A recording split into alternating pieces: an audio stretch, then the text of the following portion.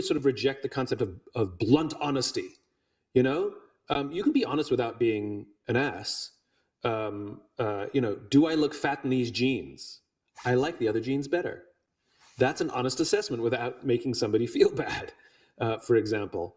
And we also have to get good at evaluating someone's personality. Some people are more sensitive than others.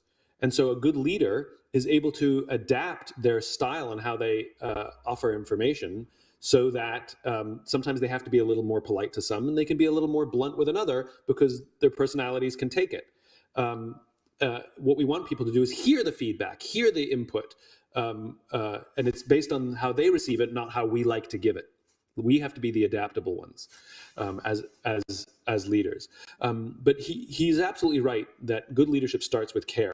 And I hear this all the time, unfortunately, which is, you know, as a leader, I didn't get to choose my team, so why should I care about them, or why should I trust them? You know, I didn't choose them. Well, you didn't get to choose your children. You love them.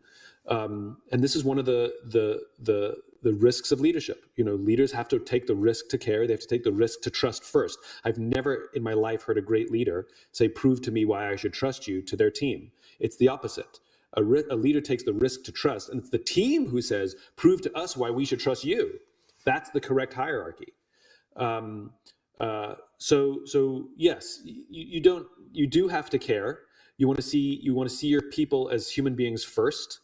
You know, they are not the problem. They may have a problem, and inject a little empathy into the organization. This is what reflects care. So, for example, I'll give you one example. So here's a pretty normal scenario. Somebody walks into an office and says, you know, your numbers are down for the third quarter in a row. We've had this conversation before. If you don't pick up your numbers in the fourth quarter, I don't know what's going to happen. Empathy changes that.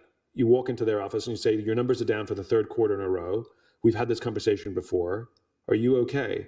What's going on? I'm worried about you. That's empathetic. That's the expression of care, that we recognize that someone may have a problem, but they are not the problem.